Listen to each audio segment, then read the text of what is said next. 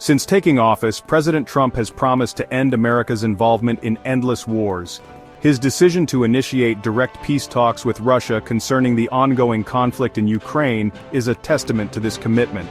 By prioritizing a negotiated settlement, Trump seeks to extricate the United States from a protracted and costly engagement.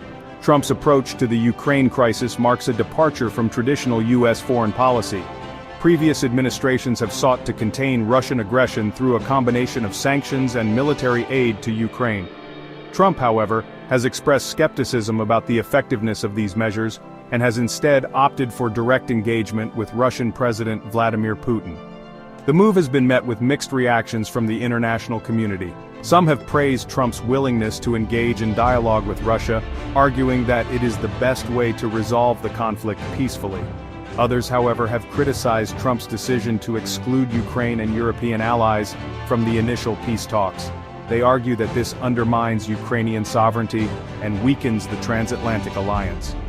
The potential ramifications of Trump's Ukraine policy extend far beyond Eastern Europe. In particular, U.S. allies in Asia are closely watching the situation, concerned about the implications for their own security. Publicly, Asian allies have expressed confidence in the U.S. commitment to their security. Leaders from countries like Japan, South Korea, Taiwan, and the Philippines have all reaffirmed the importance of the U.S.-led security architecture in the region. They have also welcomed the Trump administration's increased focus on the Indo-Pacific.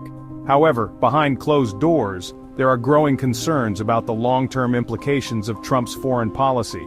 Some Asian officials worry that Trump's America First approach could lead to a more transactional relationship between the United States and its allies. They fear that Trump may be willing to compromise on key security issues in exchange for economic concessions. These concerns are particularly acute in Taiwan, which faces an increasingly assertive China. The Trump administration has taken steps to strengthen ties with Taiwan, including approving arms sales and increasing high-level contacts. However, some Taiwanese officials worry that Trump may be willing to make concessions to China on Taiwan's status in exchange for a trade deal. Similar concerns exist in other parts of Asia. In Southeast Asia, countries like the Philippines and Vietnam are worried about China's growing assertiveness in the South China Sea. They are looking to the United States to provide security guarantees and to push back against Chinese maritime claims. The Trump administration has repeatedly emphasized the importance of the Indo-Pacific region to U.S. national interests. In 2017, the administration released its National Security Strategy, which identified China as a strategic competitor and pledged to prioritize the Indo-Pacific. As part of this shift, the Pentagon has announced plans to reallocate resources from Europe to Asia. The goal is to bolster U.S. military capabilities in the region in order to deter Chinese aggression and maintain a free and open Indo-Pacific. The Trump administration has also sought to strengthen alliances and partnerships in the region. This includes increasing military cooperation with countries like Japan, South Korea, and Australia. The administration has also sought to build closer ties with India, which it sees as a key partner in countering China's growing influence. However, the Trump administration's approach to the Indo-Pacific has been criticized for being too focused on military competition with China. Critics argue that the administration needs to do more to address other challenges in the region, such as climate change, economic development, and human rights. Japan is one of the United States' closest allies in Asia. The two countries have a long-standing security alliance that dates back to the end of World War II. The United States maintains a significant military presence in Japan, with around 50,000 troops stationed there. The Trump administration has reaffirmed the importance of the U.S.-Japan alliance. However, Trump has also pressured Japan to increase its defense spending and to reduce its trade surplus with the United States. Trump's demands have created tensions in the U.S.-Japan relationship. Japan is facing its own security challenges, including a resurgent China and a nuclear-armed North Korea. However, Japan is also facing economic constraints and is reluctant to significantly increase its defense spending. The Trump administration's approach to trade has also caused friction with Japan. Trump has imposed tariffs on Japanese steel and aluminum imports, and he has threatened to impose tariffs on Japanese auto imports. These actions have angered Japanese officials and have raised concerns about the future of the US-Japan economic relationship. Section 5. Taiwan, caught in the cross-strait. Taiwan is a self-governing island that China claims as its own territory. The United States has a long-standing policy of strategic ambiguity towards Taiwan, meaning that it does not explicitly state whether it would defend Taiwan in the event of a Chinese attack. The Trump administration has taken steps to strengthen ties with Taiwan. This includes approving arms sales to Taiwan and increasing high-level contacts. Trump has also spoken with Taiwanese President Tsai Ing-wen on the phone, breaking with, decades of diplomatic protocol. However, the Trump administration has also sought to maintain a stable relationship with China. Trump has met with Chinese President Xi Jinping on several occasions, and the two leaders have pledged to work together on issues of mutual interest. The Trump administration's approach to Taiwan has been a delicate balancing act. The administration has sought to reassure Taiwan of its support, while also avoiding provoking China. However, the situation remains volatile, and any miscalculation could lead to a crisis.